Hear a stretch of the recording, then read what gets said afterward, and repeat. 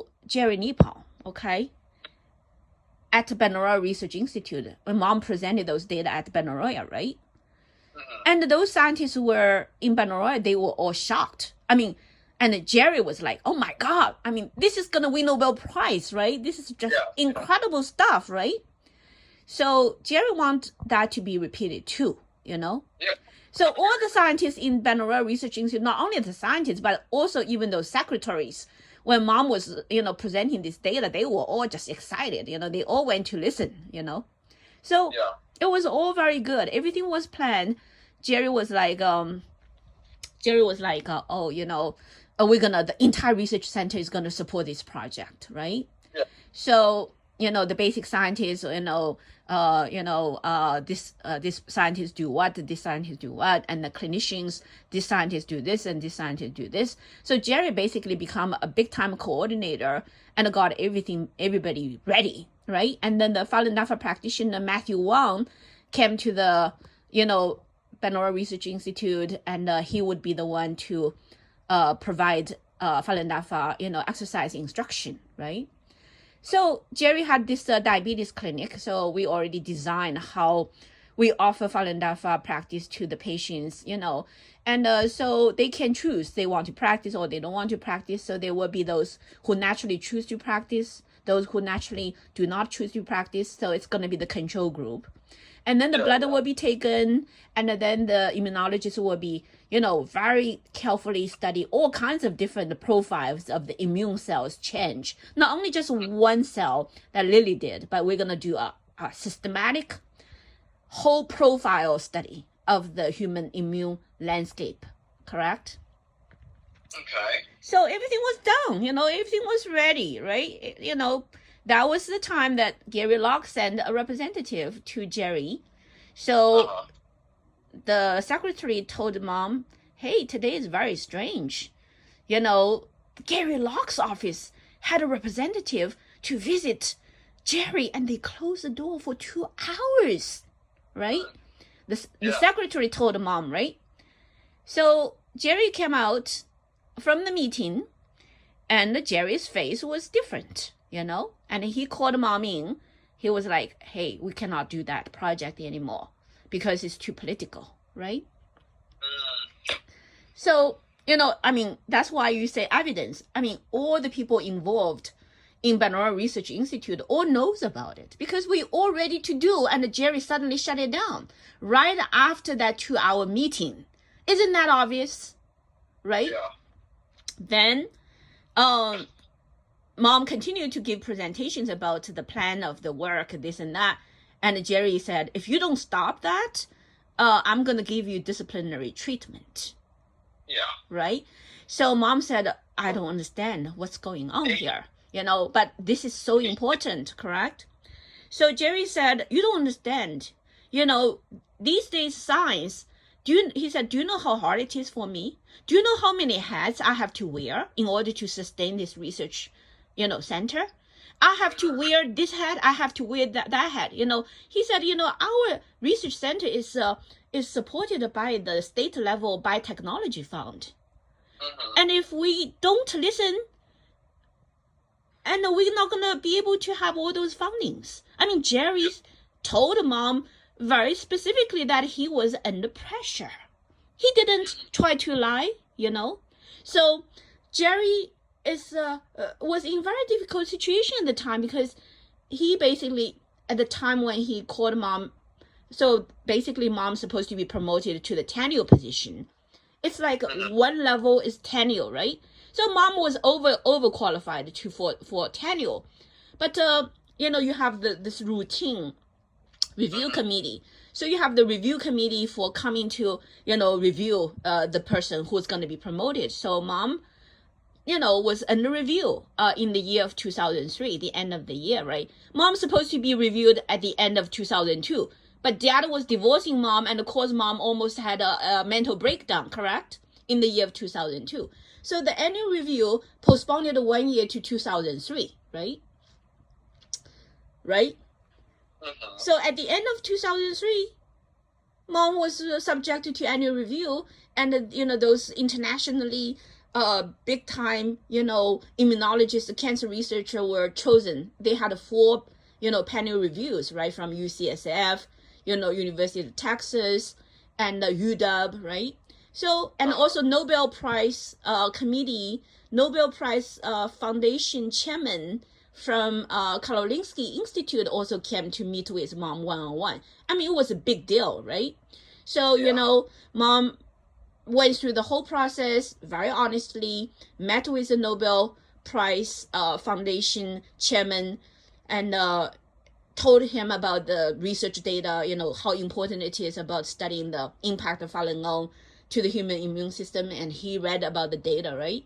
And he was like, you are very brave. This is very important. I support you to continue to work on it. If you have any trouble, contact me. That's his answer, right?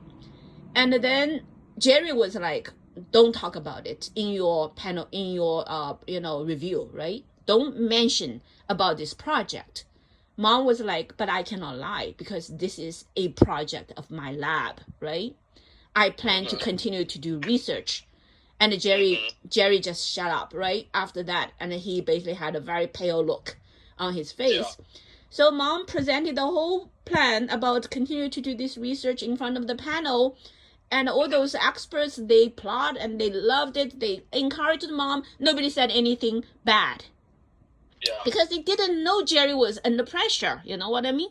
So mom basically passed the review because mom had lots of, funding and productivity of the publication and the postdoc fellows and the graduate students and technicians. The laboratory had about 6 or 7 personnel. And mom had this ACS grant of $1 million, right? I mean, this is big time success as a researcher at Benaroya. So Jerry really had no reason to dismiss mom at all. So mom's supposed to have tenure in every regard, correct?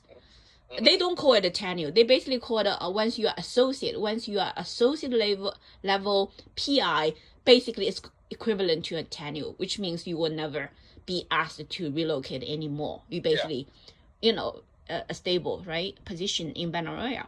So that's Jerry's policy for the Benaroya Research Institute. But Jerry didn't announce it, didn't congratulate mom. And then the following year, which is 2004, in the springtime, Jerry called mom into his office and says, listen, this is my baby. I mean, the research center, he said, this is my baby, and I cannot afford to lose it. So please shut down your lab tomorrow. I will pay you whole year of salary. Okay? You started to look for another place. He said, you can go somewhere else to continue to do your research project since you don't want to give up on it. And also, since you are so talented, you can create your own research center. At that time, you can do whatever you want. But don't do it in my research center, please, right? And he said, if you relocate somewhere else, I can secretly support you under the table. So mom said, I'm sorry, Jerry, I cannot shut down my laboratory tomorrow because I have postdocs, I have technicians, I cannot let them suddenly have no job, right? Furthermore, I have my own, research grant money. I don't need you to pay that. And I will try my best to help each, lab members to relocate to a safe next job. That's my responsibility, but it's going to take me a whole year. Okay. So I will, try to relocate my lab by the end of the year. And so Jerry didn't say anything. Basically, that is a deal, So mom used the grant money to continue to pay everybody's salary until the end of the year. And got everybody new positions. Everybody was smoothly retransited into other places. And that was the time mom started to go to Washington, D.C. to try to see whether mom can relocate the lab to NCI. The head of NCI is Anita Roberts. So Anita Roberts always wanted to convince mom to leave Harvard to join her at NCI because she was the head of the cancer, prevention section of NCI. Basically, she was the grandmother for the entire TGA beta family research, right? So she was very powerful. And she had, in NCI, you have unlimited resource of funding. You don't need to worry about grant money anymore, right? So mom at the time thought, okay, I'm going to go to work with Anita in her big, department in NCI. And then we're going to get the research project done in NCI, right? So that's why mom went to Washington, D.C. in the year of 2004.